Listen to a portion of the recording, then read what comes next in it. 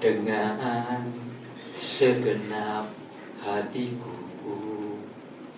Aku mengasihi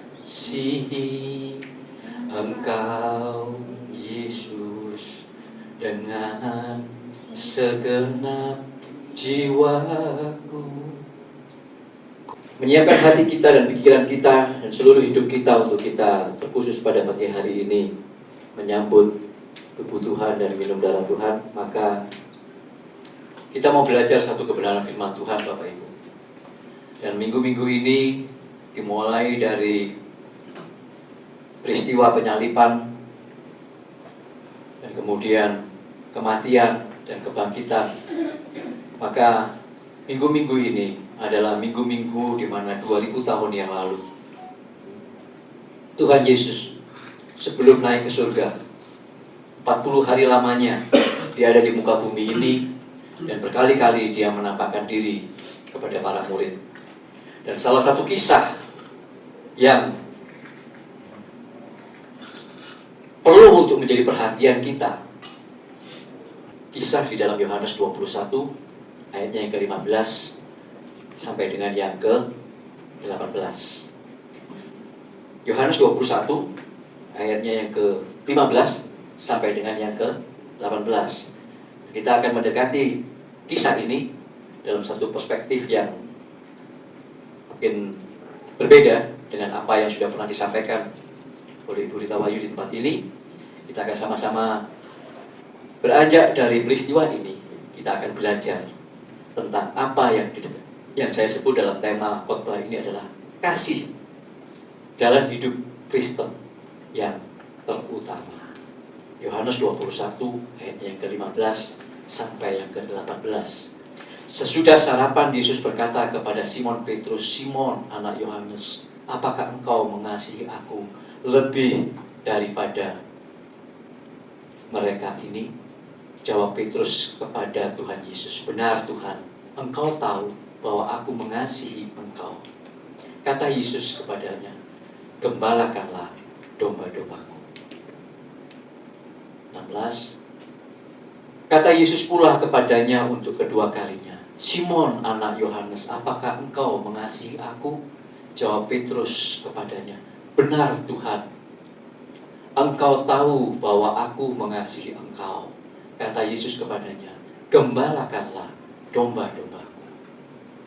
Kata Yesus kepadanya untuk ketiga kalinya, "Simon, anak Yohanes, apakah engkau mengasihi aku?" Maka sedihlah hati Petrus karena Yesus berkata untuk ketiga kalinya, "Apakah engkau mengasihi aku?" Dan ia berkata kepadanya, "Tuhan, Engkau tahu segala sesuatu. Engkau tahu bahwa aku mengasihi Engkau." Kata Yesus kepadanya, "Gembalakanlah domba-dombaku." Bapak Ibu Saudara, peristiwa yang kita barusan baca yang dicatat dalam Yohanes 21 ayat 15-18 itu terjadi di pinggir Danau Tiberias. Ketika para murid mulai kembali tidak tahu sebenarnya apa yang mesti harus mereka lakukan setelah Tuhan Yesus yang selama ini bersama-sama dengan mereka sudah disalibkan dan kemudian memang beberapa kali menampakkan diri, tapi sebenarnya kan nggak tiap hari begitu kan, dan mereka juga galau, nggak tahu apa yang kemudian harus dilakukan. Kemudian Rasul Petrus mengajak beberapa teman yang lain, para murid yang lain, untuk kemudian mereka dalam tanda kutip mulai kembali untuk menjalankan profesi yang semula mereka kerjakan. Nah, beberapa kali ayat ini, kalau kita masih ingat beberapa waktu yang lalu, mungkin bulan berapa ya itu, bulan 3 kalau nggak salah, ketika dikhotbahkan bahwa apa yang dialami oleh Petrus itu secara subjektif Petrus, Tuhan Yesus mau mengingatkan bahwa 3 kali engkau Petrus pernah menyangkal ketika proses Tuhan Yesus mau disalibkan, ketika Tuhan Yesus mau diadili. Dan ketika saat ini Tuhan Yesus menampakkan diri 3 kali juga, Tuhan Yesus menanyakan, apakah engkau mengasihi aku? Maka di situ secara subjektif pribadinya Rasul Petrus, Tuhan Yesus itu mau seolah-olah itu, ketika 3 kali Petrus menjawab itu, menebus 3 kali penyangkalannya secara subjektifnya Petrus, pribadinya Petrus. Dan kalau kita kemudian melihat kepada sejarah gereja, bagaimana kemudian lewat peristiwa ini, saya percaya salah satunya, di mana 3 kali Tuhan memastikan, bertanya kepada Petrus, apakah engkau mengasihi aku? Maka peristiwa ini begitu menggores dalam diri Rasul Petrus, sehingga pada akhirnya Rasul Petrus dalam sukacita, dalam kerelaan, dalam sukacita yang besar, dia kemudian memberikan dirinya untuk mati dengan cara disalib secara terbalik seperti Tuhannya. Tapi dia tidak mau sama dengan Tuhannya karena dia merasa tidak layak. Maka dia mau, jangan salibkan aku seperti Tuhanku, tapi balik saat itu, karena aku tidak layak. Peristiwa ini secara pribadi sungguh menggores dalam kehidupan, dalam hati Rasul Petrus. Tetapi pagi hari ini saya ingin mengajak Bapak Ibu Saudara melihat dari perspektif angle yang berbeda. Pertanyaan, apakah engkau mengasihi aku, yang diucapkan oleh Tuhan Yesus sampai 3 kali. Dan kita tahu bersama dalam gematria orang Yahudi, kalau sesuatu itu diulang sampai 3 kali, maka itu menandai bahwa itu adalah sesuatu yang sangat ekstrim, sesuatu yang benar-benar penting, ya, sangat ekstrim. Maka dalam perspektif bahwa Rasul Petrus pada waktu sebelum Tuhan Yesus disalibkan pernah berdialog dan berkata, satu-satunya Rasul yang berkata, engkau adalah Mesias, anak Allah yang hidup. Dan kemudian Tuhan Yesus berkata, Petrus, di atas batu karang ini aku akan mendirikan jemaatku. Dan memang Rasul Petrus adalah sosok guru gereja dan boleh dibilang menjadi paus yang pertama dari gereja, pemimpin gereja yang pertama. Maka dari perspektif ini saya mau berangkat bahwa sejatinya Tuhan juga mau berkata, gereja lewat pengakuan Petrus bahwa engkau Tuhan adalah Mesias, anak Allah yang hidup. Dan di atas dasar pengakuan ini gereja berdiri sampai hari ini dan bahkan sampai nanti selama-lamanya.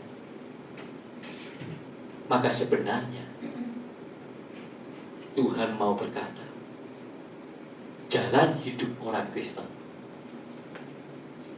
yang utama dan yang terutama adalah kasih. Coba kita buka di dalam 1 Korintus 12 ayat yang ke-31.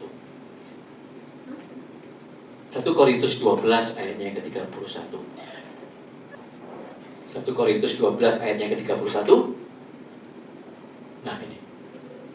Dalam 1 Korintus 12 itu perikopnya apa di sana Bapak Ibu Saudara? Rupa-rupa karunia tetapi satu roh.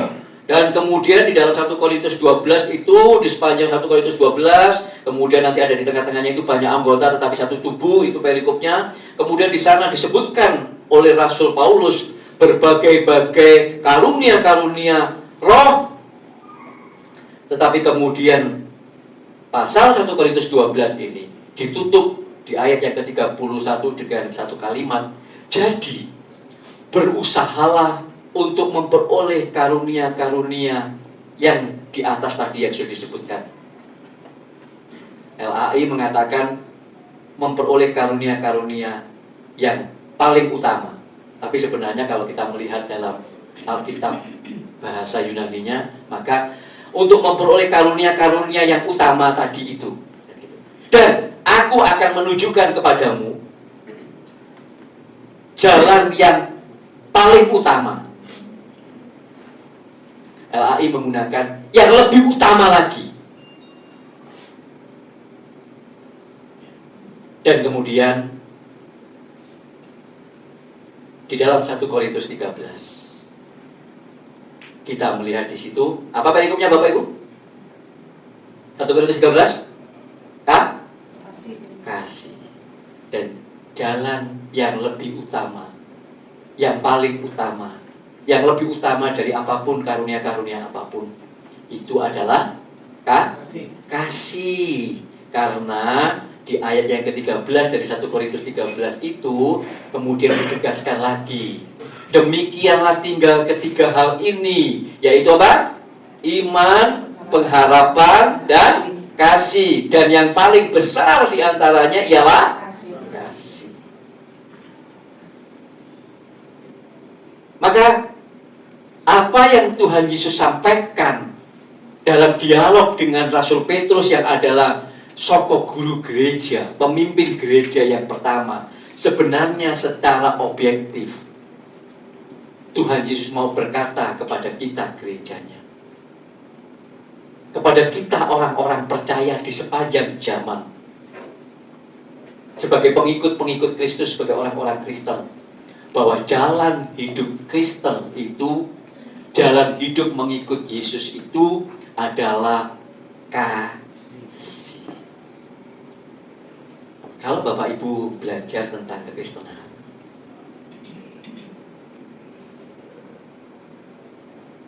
sejarah kekristenan di sepanjang 2000 tahun kita sekarang ada di abad 2021, di abad 21. Maka ketika kita belajar tentang kekristenan Bapak Ibu,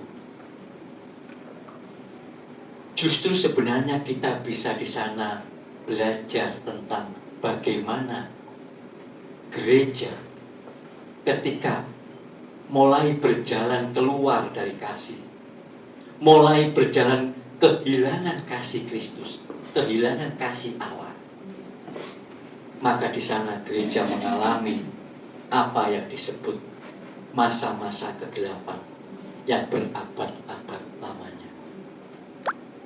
Kita tahu ketika Roh Kudus dicurahkan di hari Pentakosta, di kurang lebih sekitar tahun 35-an, 30 sekitar gitu ya, setelah kematian Yesus dan Tuhan Yesus naik ke surga dan kemudian terjadi Pentakosta. Maka sejak itu kemudian kekristenan lahir, gereja lahir. Masuk kemudian sampai tahun 100, tahun 200 Masehi, sampai tahun 300 Masehi. Gereja itu, kekristenan itu di mana-mana dianiaya. Orang-orang Kristen dianiaya, dikejar-kejar, dibunuh, disiksa. Orang-orang Kristen itu terpinggirkan.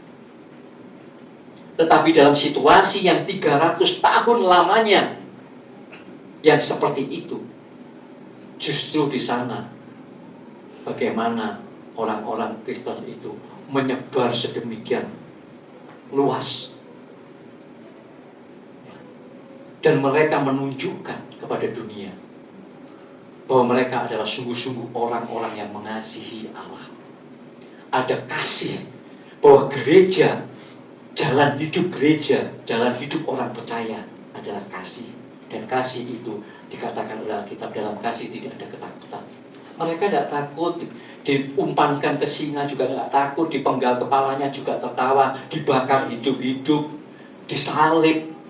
Seluruh para rasul itu semuanya matinya dipenggal, disalib, diseret kuda kanan kiri, ya,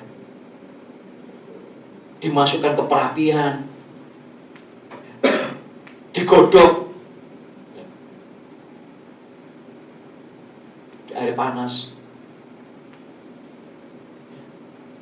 Hanya satu yang namanya Rasul Yohanes yang dibuang ke Pulau Patmos, yang sampai hidup di masa tuanya, tetapi bukan dengan enak. Tidak, Rasul Yohanes itu berkali-kali disiksa. Nah, kalau kita melihat sejak tahun 313, gereja kemudian tidak lagi mengalami yang namanya siksaan. Ketika Kaisar Romawi yang bernama Kaisar Konstantinus itu, yang dia menyembah yang namanya Dewa Matahari, tahun 313, dalam sebuah pertempuran, dalam sebuah peperangan, dia melihat salib, di mana salib itu ada di atas matahari. Dia menyembah Dewa Matahari, tetapi pada waktu itu siang hari, dia melihat ada salib di atas matahari.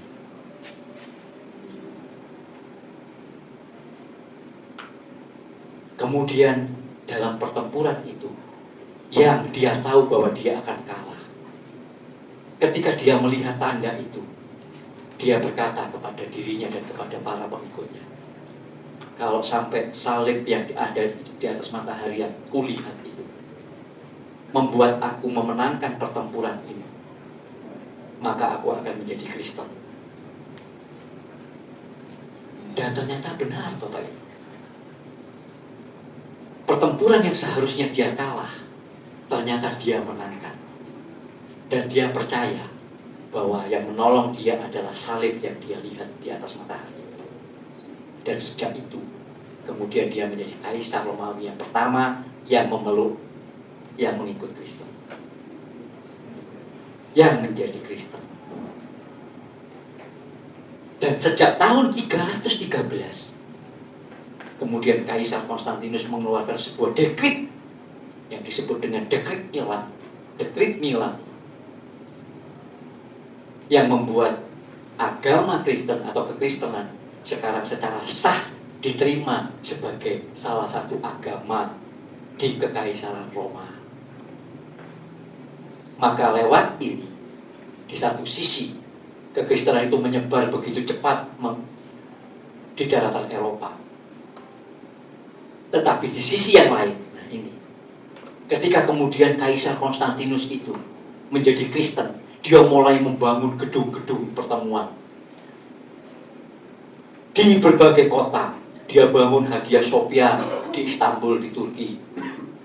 Dia bangun gedung gereja Nativity di Bethlehem. Dia bangun gereja makam suci di Yerusalem. Dia bangun Basilika Santo Petrus di Roma. Tapi bukan basilikanya sekarang yang kemarin kita melihat Paus Fransiskus ya. Karena Basilika Santo Petrus yang sekarang ini sebenarnya adalah basilika yang baru.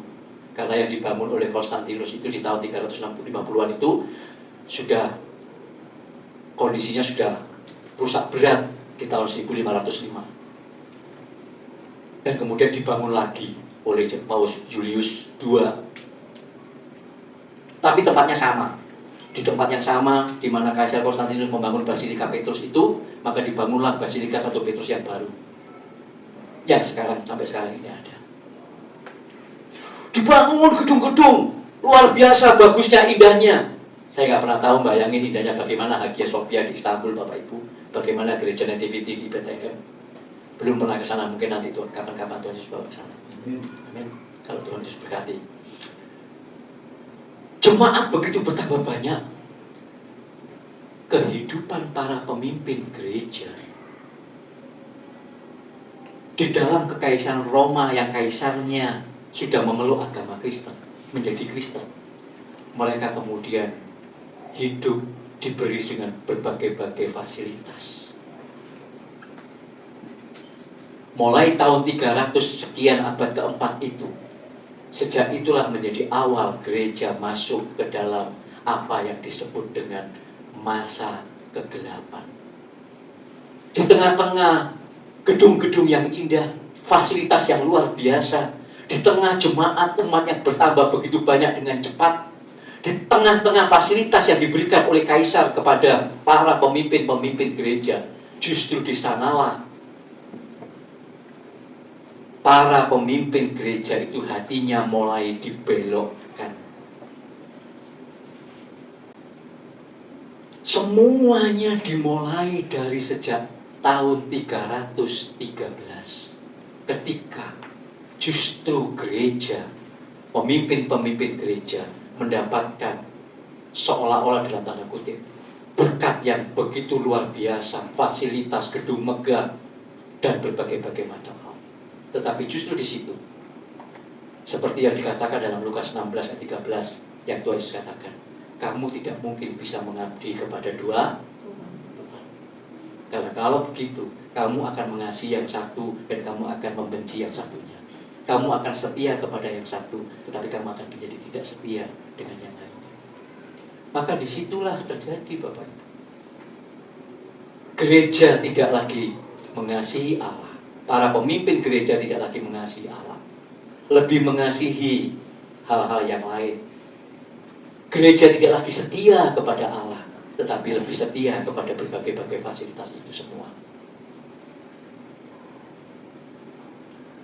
Loh Pak, Bapak cerita dari tadi segini panjang ini terus maksudnya opo? Mari kita baca Matius 24 ayat 12 sampai 13. Nah, ini baru inti khotbahnya ya Bapak Ibu. Matius 24 ayat 12 sampai dengan 13. Oke, ini adalah nubuat yang disampaikan oleh Tuhan Yesus sendiri. Dan ini berkaitan dengan kita. Orang-orang yang hidup di akhir zaman. Dikatakan oleh Tuhan Yesus bahwa pada akhir zaman nanti, mungkin kita bisa baca mulai ayat yang ke-11 atau 9 lah mungkin saya akan bacakan. Ini adalah nubuat Tuhan Yesus tentang akhir zaman. Pada waktu itu kamu akan diserahkan supaya disiksa, dan kamu akan dibunuh dan akan dibenci semua bangsa oleh karena namaku, dan banyak orang akan murtad dan mereka akan saling menyerahkan dan saling membenci. Banyak nabi palsu akan muncul dan menyesatkan banyak orang, dan mereka makin bertambah. Dan karena makin bertambahnya kedurhakaan, maka apa? Kasih kebanyakan orang akan menjadi dingin. Akan banyak orang kehilangan kasih. Dan perhatikan ayat yang ke-13. Tetapi orang yang bertahan sampai kesudahannya yang akan Siapakah orang yang bertahan sampai kesudahannya ini?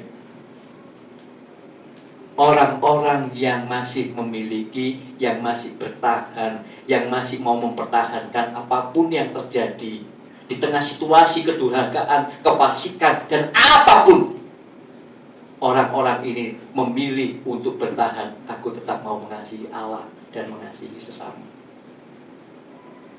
Orang-orang inilah yang kemudian dikatakan merekalah yang akan selamat. Justru disinilah pagi hari ini saya ingin kita semuanya merenungkan sebelum mengambil bagian dalam perjamuan kudus ini. Hidup kekristenan yang sedang kita jalani di akhir zaman ini, di hari-hari ini yang adalah akhir zaman ini, apakah kita masih memiliki kasih, mengasihi Allah dan mengasihi sesama? Atau kita sudah mulai kehilangan kasih kepada Allah dan kepada sesama? Loh Pak, kalau saya pagi ini datang ke gereja, masih ikut ibadah, ya Bapak mestinya tahu bahwa saya masih mengasihi Tuhan dong Pak. Itu bukan jaminan Bapak Ibu.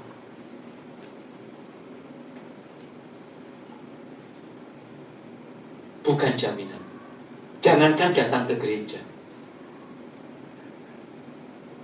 Matius 7 itu berkata orang yang membuat mujizat, bernubuat, itu aja ternyata tidak mengasihi Allah kok. Sehingga Yesus berkata kemudian, aku nggak kenal kamu. Hai kamu semua membuat kejahatan. Loh, Tuhan, aku ini membuat mujizat demi namamu loh. Bernubuat demi namamu loh aku ini Tuhan. Menyembuhkan orang sakit demi namamu loh. Itu aja Tuhan ngomong, kamu hai pembuat kejahatan, aku gak kenal kamu. Maka kalau kemudian ada banyak orang kemudian hari Minggu, ribuan orang, puluhan ribu orang, atau di tengah kita ini puluhan kita ini kemudian, itu belum tentu menjamin bahwa kita itu sungguh-sungguh melakukannya karena kita mengasihi Allah. Saya yang berkhotbah di depan begini, yang mungkin saya pakai begini, Bapak Ibu merasa, wah kayaknya rohani banget pendeta itu ya.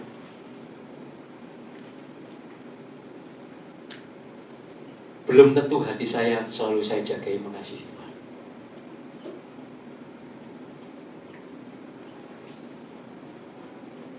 Terlalu banyak di mana kita itu sebenarnya melakukan segala sesuatu untuk kepentingan diri kita sendiri.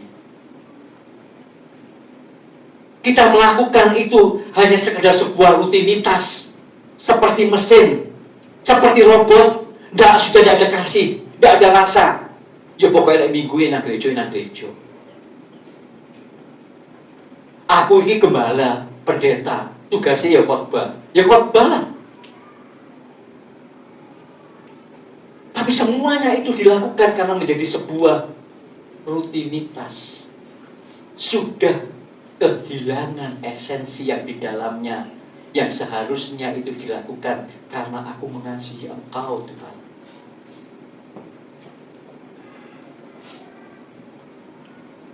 Maka nggak heran kalau kemudian surat gereja yang pertama yang dicatat dalam surat 7 gereja di kitab Wahyu itu dikatakan di sana akan ada masanya gereja itu sudah mulai kehilangan kasih. Mereka menjadi orang-orang yang suam-suam kuku. Dalam bahasa hari ini itu orang-orang yang mediokritas. Ya, aku masih Kristen, tapi yo Kristen ojo ngono. Kita ini masih menginjak bumi, ada di dunia, butuhnya si akeh. Yo Kristen yo ora popo. Tapi elingo. Ojo lali, ojo nang awang-awang terus. Awak dhewe iki masih butuh ini, butuh ngono, ke toilet aja bayar. Dan kemudian orang-orang ini, saya nggak menuduh siapapun ya sudah menjadi orang-orang Kristen ya wes Kristen lah. Nyambut gawe, kerja. Ojo dicampur-campur. Kristen kok lewat waktu di gereja. Lagi di kecamatan ditakoni agamanya apa? Kristen. Tapi kalau di tempat pekerjaan, di bisnis sedang nego dan segala macam, sudah ojo ngomong-ngomong agama, wis iki ngomong bisnis saya.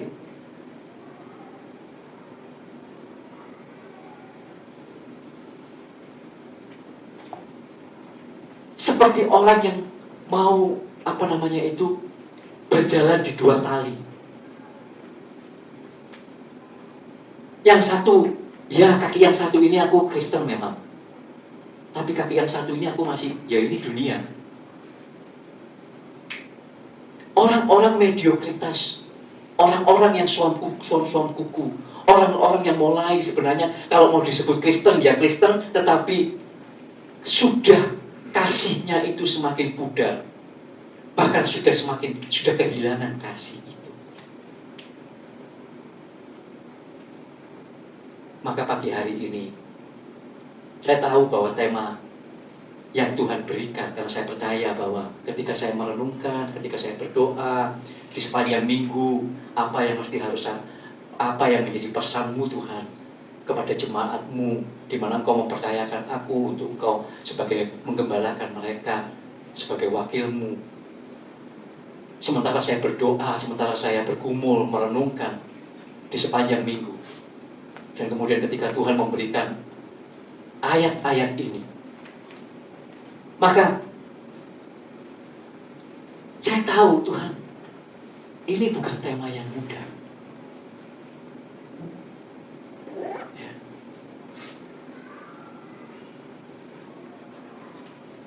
Saya ingat 3 bulan yang lalu, ketika Tuhan utus hambanya ke sini dan berkata, apakah engkau mengasihi aku?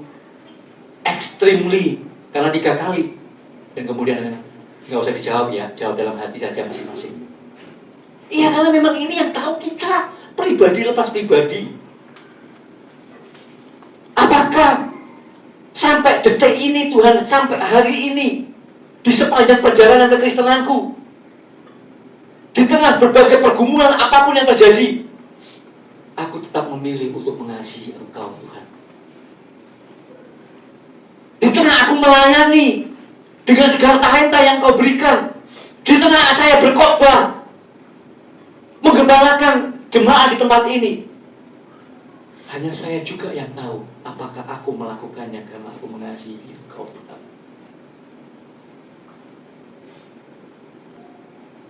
Saya diingatkan Tuhan ketika sedang mengetik ayat khotbah ini, satu lagu yang sudah lama sekali, yang pasti Bapak Ibu sudah pasti juga tahu lagu ini. Aku mengasihi Engkau Yesus dengan segenap hatiku. Aku mengasihi Engkau Yesus dengan segenap jiwaku. Ku renungkan firman-Mu siang dan malam. Ku pegang perintah-Mu dan ku lakukan.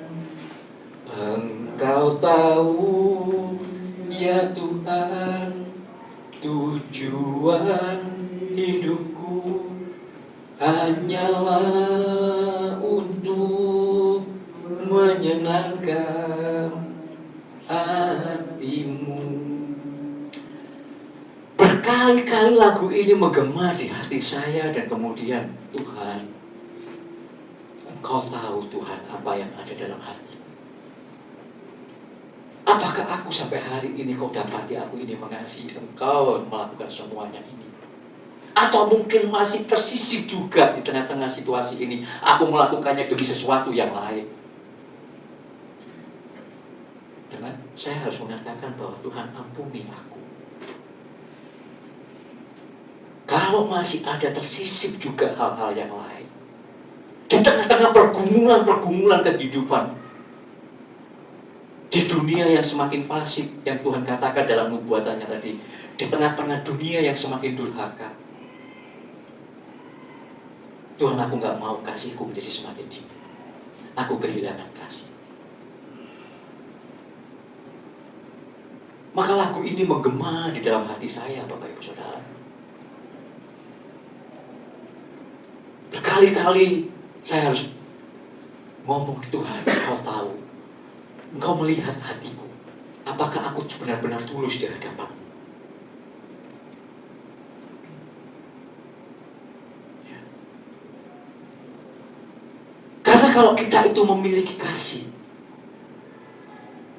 masih ada kasih kepada Allah, kasih kepada Yesus, kasih kepada sesama di dalam hati kita sebagai jalan hidup Kristen kita, maka ya memang itu yang Alkitab katakan. 1 Yohanes 2 ayat 15. 1 Yohanes 2 ayat 15. Janganlah kamu mengasihi dunia dan apa yang ada di dalamnya. Jikalau orang mengasihi dunia, maka kasih akan Bapa tidak ada dalam orang. Kasih akan Allah Bapa hilang ketika kita lebih mengasihi dunia. Saya masih bisa berdiri berkhotbah, saya masih bisa menjadi gembala di tempat ini, saya masih bisa menyapa saudara dengan hahehe, baik gini, dan saudara mungkin, Pak Gembala, ya, tapi saudara mungkin tidak tahu kalau kemudian hati saya mungkin sudah tersisip. Saya sudah mulai teralihkan, mungkin saya tujuannya bukan mengasihi Allah. Saya ingin misalnya nama saya populer, jemaat ini saya ingin jemaat yang besar, saya ingin dari gereja ini menghasilkan uang untuk saya nikmati, untuk saya nanti bisa beli ini, beli itu, beli mobil, beli apa dan segala macam.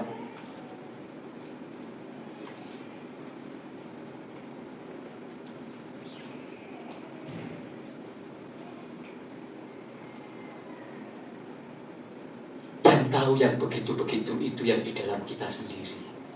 Makanya kita mesti ngecek. Kalau saya mengikut Yesus hari ini, apakah karena semata-mata saya karena motivasinya Tuhan tolong aku, utangku si pakai, aku perlu dibayar Tuhan, tolong Tuhan lunasi Tuhan. Tuhan tolong buat mujizat. Bukan tidak boleh kita datang kepada Tuhan untuk kemudian kita minta pertolongan kepada Dia. Tetapi kalau kita mengikut Tuhan, kalau kita menjadi orang Kristen, oleh karena kita mau berharap hal-hal itu yang terjadi dalam hidup kita, bukan karena sebuah relasi kasih dengan Tuhan, maka kita salah alamat.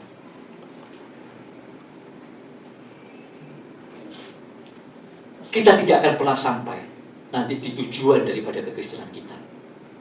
Karena kita mesti tahu Bapak Ibu, tujuan akhir daripada kehidupan kekristenan kita itu adalah apa yang disebut dengan teosis.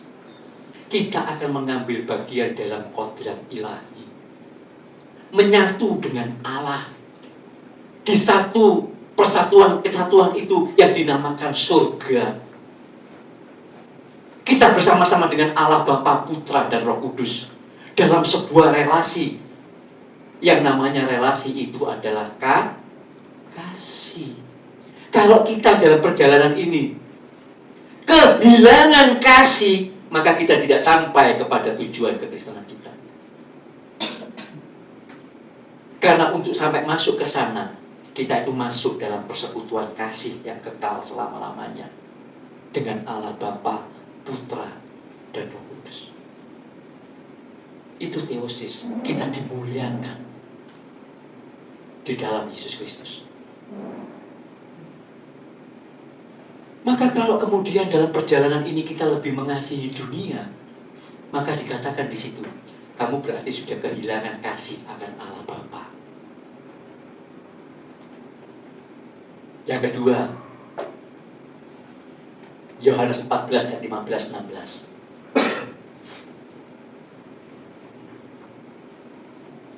Yohanes 14 ayat 15-16.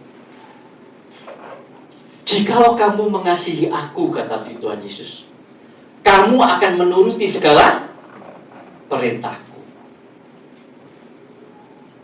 Aku akan minta kepada Bapa dan Ia akan memberikan kepadamu seorang penolong yang lain, yaitu Roh Kudus, supaya Ia menyertai kamu selama-lamanya.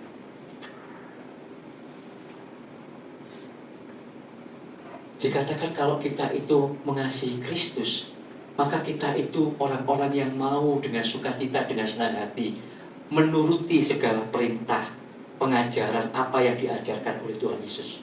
Makanya di dalam Matius 28 ayat 19-20, pergilah, jadikanlah semua bangsa muridku, ajarlah mereka segala sesuatu yang telah kuperintahkan kepada.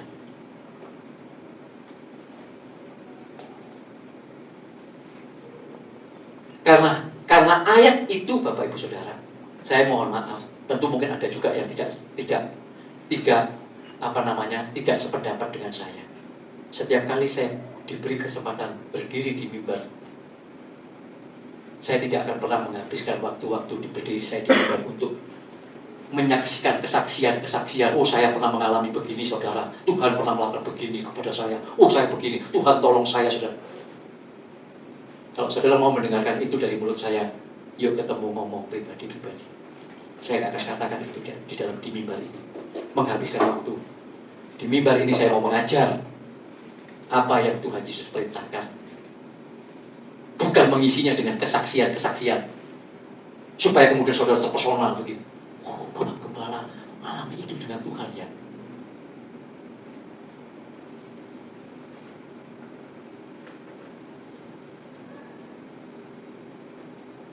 Khotbah itu adalah kita mengajarkan apa yang Tuhan Yesus ajarkan. Mungkin ada yang tidak sependapat dengan saya. Tidak apa-apa. Tapi bagi saya itu adalah sebuah prinsip. Kita belajar akan firman Tuhan. Kalau mau mendengar kesaksian pribadi, ya nanti ngomongnya pribadi. Amin. Jadi maka 3 hal. Kalau kita mengasihi Allah Bapa, maka kita memilih untuk tidak mengasihi dunia. Kalau kita mengasihi Yesus Kristus, maka kita memilih untuk dengan sukacita dan sukarela kita mengikuti perintah-perintahnya. Dan kemudian di situ kita mengasihi sesama kita. Gampang nggak sih melakukan 3 hal ini, Bapak Ibu? Di tengah-tengah dunia yang fasik ini, di tengah-tengah himpitan berbagai-bagai hal yang kita alami, gampang nggak kita tidak memilih dunia, memilih untuk mengasihi Allah, tidak mengasihi dunia? Abot loh, Pak. Iya, berat. Memilih untuk mengasihi Yesus Kristus dan mengikuti seluruh perintah-perintahnya berat loh, Pak, di tengah-tengah dunia seperti sekarang ini. Ekonomi sulit, situasi politik yang tidak tentu, tekanan-tekanan berbagai macam hal medsos membuat orang itu mulai pokoknya mau tampil, mau ini, mau eksis dan segala macam, semuanya pengen begitu. Di tengah-tengah dunia yang seperti ini iramanya, tidak mudah memang mengasihi sesama, Pak. Aduh, aku aja juga pengen dikasihi, Pak. Maka melakukan 3 hal ini sebagai bukti bahwa kita tidak kehilangan kasih sebagai jalan hidup Kristen kita, memang bukan hal yang mudah, Bapak Ibu, di tengah-tengah dunia. Makanya tadi Tuhan Yesus mengatakan, karena begitu sulitnya, karena begitu sukarnya di akhir zaman yang semakin durhaka, banyak orang akan kehilangan kasih. Tapi bagi orang-orang yang mengerti pengajaran ini, yang mau terus berjalan dalam jalan hidup yang utama ini, yaitu kasih ini, Bapak Ibu, maka ada janji Tuhan, ada janji Allah yang akan digenapi dalam hidup kita.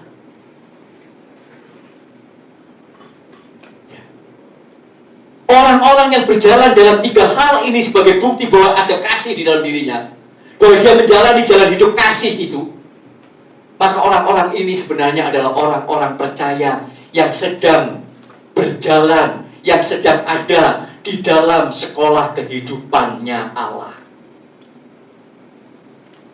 Sedang diproses, sedang dibentuk. Seperti bejana itu Allah sedang mengukir orang-orang ini menjadi bejana-bejana yang indah.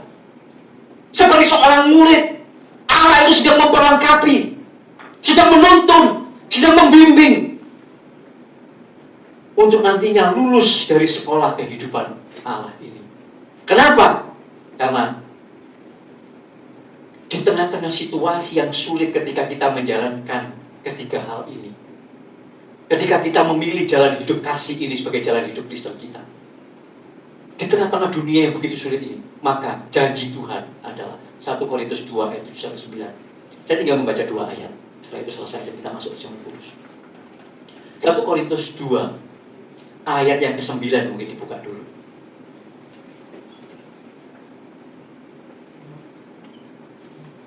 Sudah? Tetapi seperti ada tertulis, apa yang tidak pernah dilihat oleh mata, tidak pernah didengar oleh telinga, tidak pernah timbul dalam hati manusia, semua itu apa? Disediakan Allah untuk mereka yang mengasihi Dia. Amin? Ini janji Allah. Masalahnya adalah hari ini banyak orang Kristen baca ayat ini salah. Dipikirnya apa yang tidak pernah dilihat oleh mata, yang tidak pernah didengar oleh telinga, yang tidak pernah timbul dalam hati, itu apa? Tuh, Pak, aku tidak pernah mikir nanti punya rumah. Tiba-tiba Tuhan kasih saya rumah, Pak. Saya tidak pernah mikir, Pak, punya mobil. Mimpi aku tidak pernah nih, Pak. Tuhan berikan, Pak, pada saya mobil. Wapi mana, Pak? Salah, Bapak Ibu, ayat ini nggak ngomong itu. terlalu kecil kalau soal mobil, rumah, melunasi hutang. Itu buat Allah terlalu kecil. Dan ayat ini tidak ngomong soal itu. Makanya pengkhotbah-pengkhotbah yang mengkhotbahkan ayat ini dengan hal itu bertobat ya. Karena nggak ngomong itu ayat ini.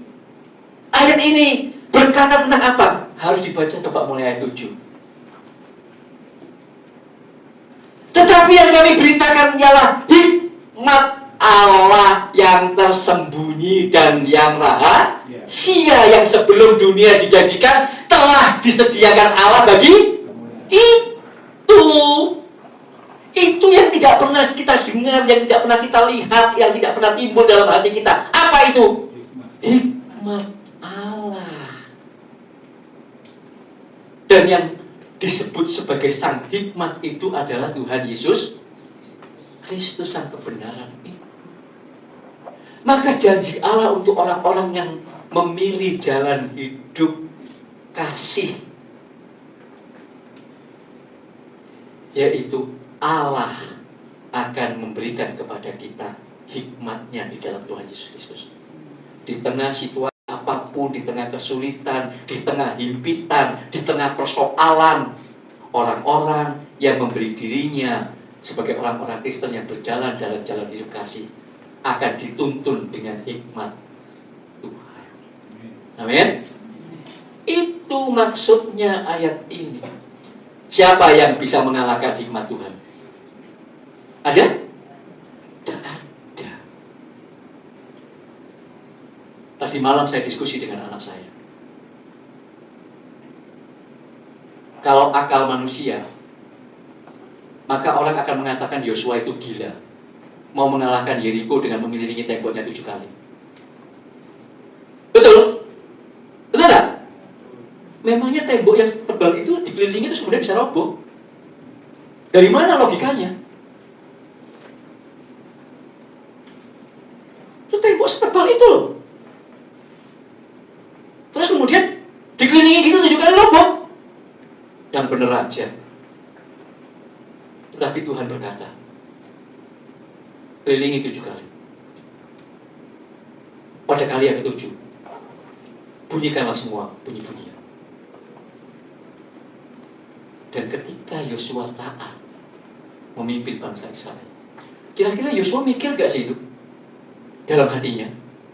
Tuhan, ikilah pokoknya kelilingi, terus aku ngajak semua tentara-tentara ini kelilingi, kayak sampai kemudian nanti kayak ke-7 gak roboh, terus aku bisa jadi tempe penyet, Tuhan.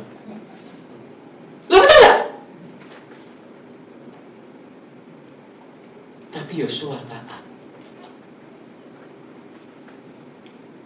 Hikmat Tuhan itu tidak ada yang lebih daripada hikmat Tuhan. Amin.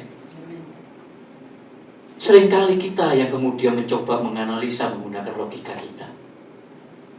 Maka janji Tuhan buat kita adalah, kalau engkau mengasihi aku akan menuntunmu dengan hikmat.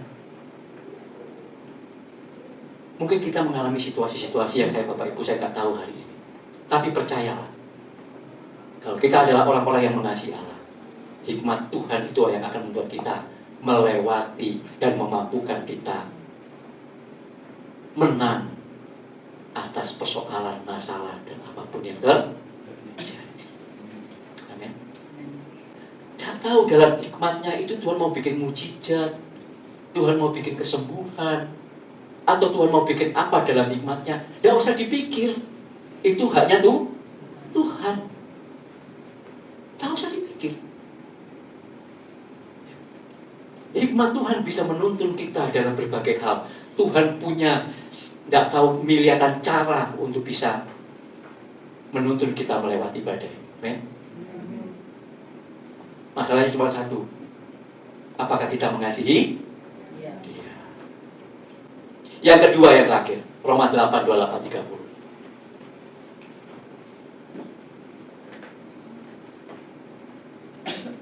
Ayat ini jadi ayat yang terakhir dan menjadi ayat hafalan kan? Roma 8. Karena kita tahu sekarang bahwa Allah turut bekerja dalam segala sesuatu untuk mendatangkan kebaikan bagi mereka. Iya. yang mengasihi dia. Kalau yang tidak mengasihi, yang sudah kehilangan kasih, juga jangan baca ayat ini. Tidak ada gunanya. Jangan, nggak perlu distabilo ayat ini dulu, ayat firman Tuhan. Allah turut bekerja dalam segala sesuatu untuk mendatangkan kebaikan bagiku. Enggak, bagi mereka yang mengasihi dia. Maka kita pagi ini cek, apakah kasih itu ada dalam diriku? Apakah aku mengikut Yesus dengan mengasihi dia? Enggak. Apakah aku cuma mengharapkan uang dari Tuhan? Apakah aku cuma mengharapkan materi, berkat-berkat, mujizat, kesembuhan, dan apapun yang dari Tuhan, tapi bukan semata-mata karena mengasihi Tuhan? Yuk kita cek. Dan kalau memang kita adalah orang-orang yang mengasihi Tuhan, mengasihi Allah, maka janji Tuhan adalah bukan berkat, kesembuhan, mujizat, bukan. Tapi yang Allah janjikan kepada kita adalah ayat 29. Oh, bukan. Ayat berapa ini? 28. 28, betul. Yang kita panggil sesuai dengan rencananya. 29. Sebab semua orang yang dipilihnya dari semua mereka juga ditentukan dari semula untuk menjadi apa? Serupa dengan gambaran anaknya. Baru di titik ini loh, kehidupan kekristenan kita akan mencapai tujuannya yang benar. Dalam persekutuan kasih yang kekal bersama-sama dengan Allah Bapa, Putra, dan Roh Kudus. Karena kita kemudian dibawa untuk menjadi semakin segambar serupa dengan Tuhan Yesus. Saya selalu berdoa, Bapak Ibu Saudara, kalau Bapak Ibu Saudara ada di tempat ini, Tuhan kirimkan di tempat ini,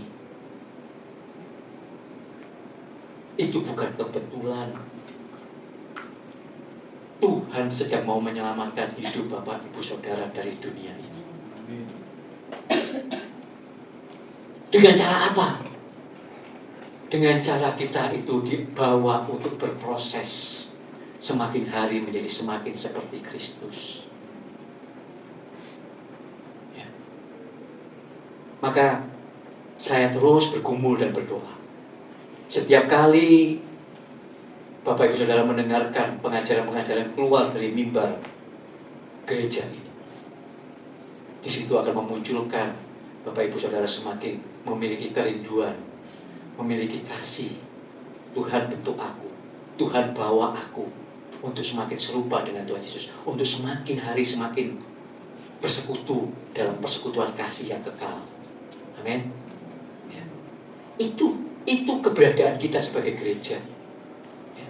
Bukan mau jemaat ribuan, bukan mau gedung yang megah, bukan mau misalnya uang persembahan yang waduh yang enggak, bukan itu semuanya.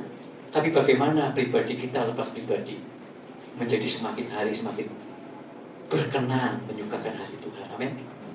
Ya. Mari saya undang pemain musik.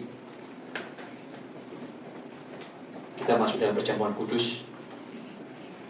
Saya tahu sudah ada lagu yang disiapkan untuk perjamuan kudus, tapi saya ingin mari kita sama-sama menyanyikan lagu Aku Mengasihi Engkau Yesus, sebagai lagu yang akan mengantarkan kita untuk mengambil bagian dalam perjamuan kudus Tuhan.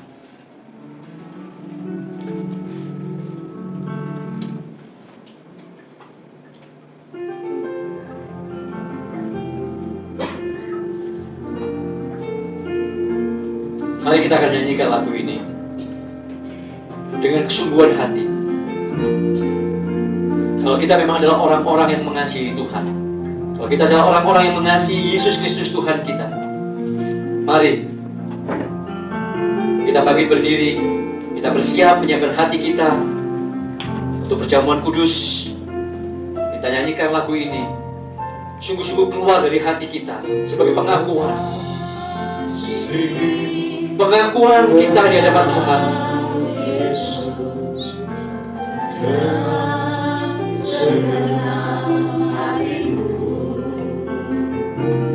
Aku mengasihi Engkau Yesus dengan segenap jiwaku. lagi kita katakan dari bait pertama. Sini Engkau Yesus dengan Amin Tuhan. Engkau lihat setiap mulut kami yang saat ini menyanyikan. Engkau melihat hati kami saat ini ya Bapa. Oh haleluya. Ampuni kami dan belas kasihani kami. Kalau mungkin di sepanjang minggu ini, di sepanjang bulan ini, di sepanjang tahun ini, kami mulai kehilangan kasih kami akan Engkau Tuhan. Kami hanya menjalankan sebuah rutinitas sebagai seorang yang beragama Kristen. Ampuni kami pagi hari ini. Tuhan, belas kasihani kami. Ampuni kami Tuhan. Kami mau mengasihi Engkau. Kami sudah mendengar firman-Mu. Dan pagi hari ini, dengan kami menyanyikan lagu ini Tuhan, sungguh-sungguh kami mau mengasihi Engkau lebih lagi. Mengasihi Engkau Yesus dengan segenap hatiku. Aku mengasihi Engkau Yesus dengan segenap jiwa.